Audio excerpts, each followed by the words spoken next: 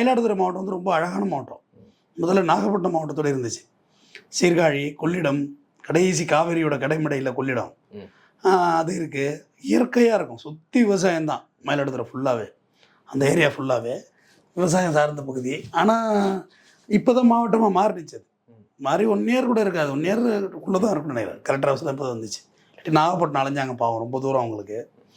ஆனால் இப்போ அந்த மாவட்டத்தை வந்து இன்னும் கொஞ்சம் அந்த எஸ்பிலாம் இன்னும் கொஞ்சம் ஸ்பீடாக எடுக்கணும், இன்னும் கொஞ்சம் கட்டுப்பாட்டுக்குள்ள வரணும். நாகப்பட்டினத்துலேருந்து பல சம்பவங்கள் அடுத்தடுத்து அதை சுற்றி இருக்கக்கூடிய மாவட்டங்களில் தான் நடக்குது. நம்ம கள்ளக்குறிச்சியில் பார்த்துருப்போம், மிகப்பெரிய சோகமான நிகழ்வு நடந்துச்சு.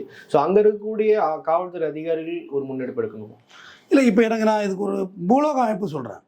பாண்டிச்சேரி சுற்றி உள்ள இடங்களில் கள்ளச்சாராயத்தை தடுக்கிறது ரொம்ப சிரமமாக இருக்குது. மரக்காணத்தில் நடந்துச்சு.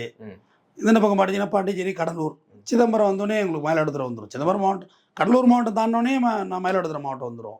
அங்கே ஸ்மக்கிள் பண்ணுறது ஈஸி. ஸ்பிரிட்டையோ மெத்தனாலையோ ஸ்மக்கிள் பண்ணுறது ரொம்ப ஈஸி, பெரிய கஷ்டம்னா விஷயம்லாம் கிடையாது. ஏன்னா நீங்கள் மெயின் ரோடு ஒன்று தான் போலீஸ் ஃபோக்கஸ் பண்ணிகிட்டு இருக்கோம். 1008 உள்கிராம வழிகள் இருக்குது. இப்போ பாண்டிச்சேரியிலேருந்து நீங்கள் திருச்சி ஹைவேஸ் ஏறணும்னா திண்டிவனம் வந்து ஏறலாம். ஓகே, இங்கிட்டு மரகாணம் வந்து மதுராந்தகம் வழியாக உள்ளே ஏறலாம், சூனாம்பேடு வழியாக வந்து உள்ளே ஏறலாம், ஹைவேஸ் சொல்கிறேன்.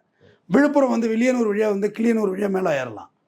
அப்படியே உள்ளே பூந்து விருதாச்சலத்தில் போய் வெளியேறலாம். சொல்லுங்கள், நான் இத்தனை வழி சொல்லிட்டேன் திருச்சி ஹைவே டச் பண்ணுறதுக்கு. அப்போ உங்களுக்கு வழிகளில் வந்து அந்த பூலோக அமைப்பு தெரிஞ்சவங்களுக்கு தெரியும்.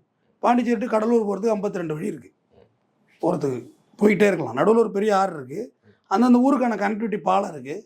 சின்னதாக ஒரு போட்டை எடுத்துகிட்டு போயிட்டா கூட முடிஞ்சு போச்சு. தண்ணி கிடக்கிறது பெரிய விஷயமான